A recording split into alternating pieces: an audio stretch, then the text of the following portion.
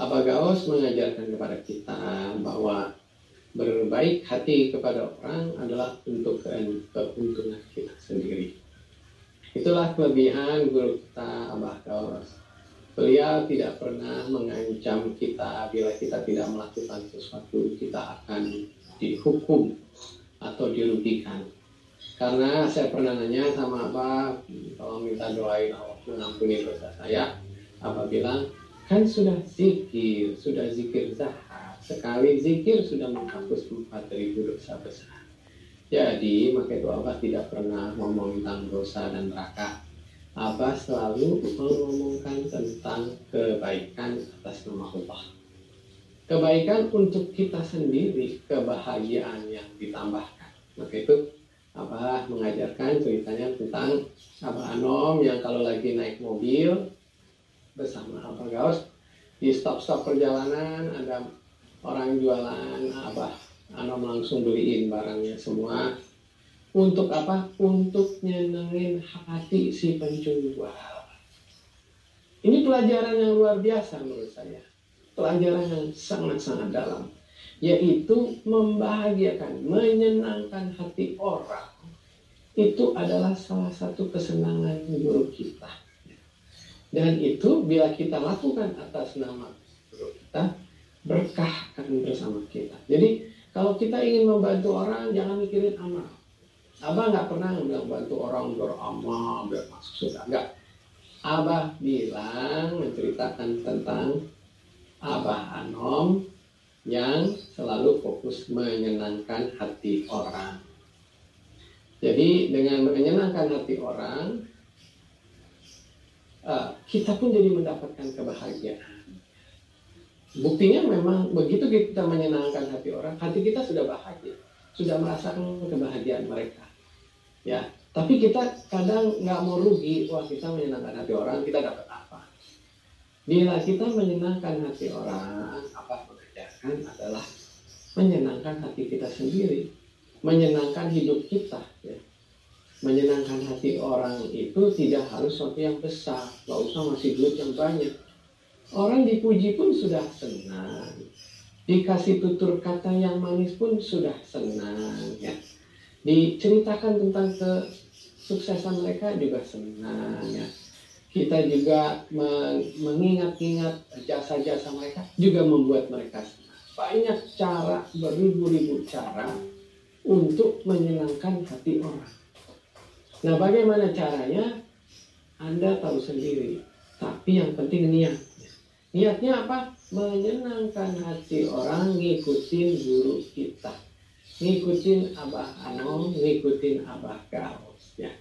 Karena itulah kebiasaan yang luar biasa dari guru kita. Beda beliau kalau ngajarin, nggak pernah ditakut-takutin. Anak-anak kecil pun diajarkan supaya senang.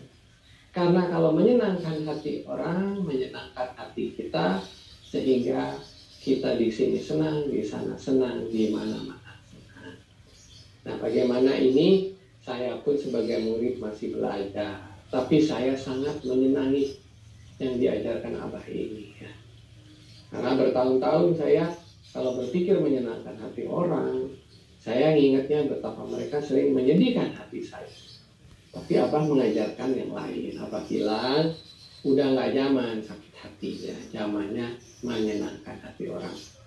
Tapi hanya karena kita menyenangkan hati orang, bukan harus cari muka pada orang. Beda.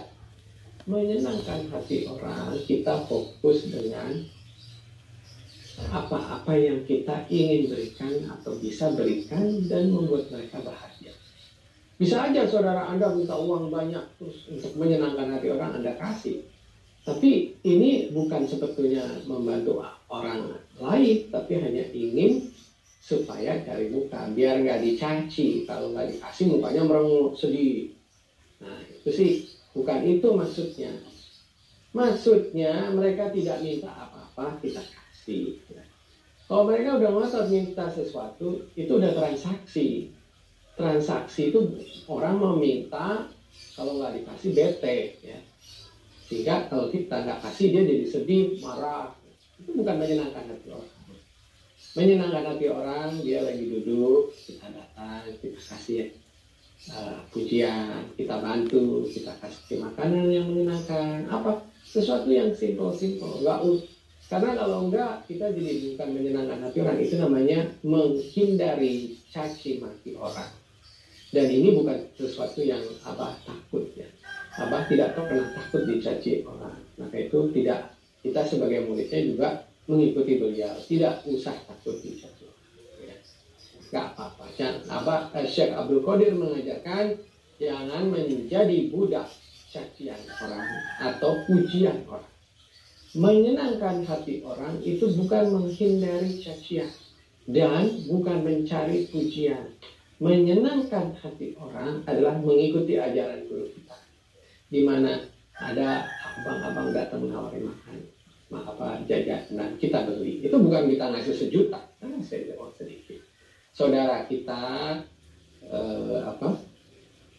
lagi liburan ya, nah, kita kirimin makanan ya, biar happy. Atau lagi bulan puasa kemarin kita kirim makanan ya. Kita kirim kue ya, menyenangkan hati orang ya. Pas kita bertemu di lebaran, kita bukan menceritakan kehebatan keluarga kita menceritakan kehebatan keluarga ya. Pasti senang ya. Kebanyakan orang di lebaran malah ngejelek-jelekin orang, itu nggak ada gunanya.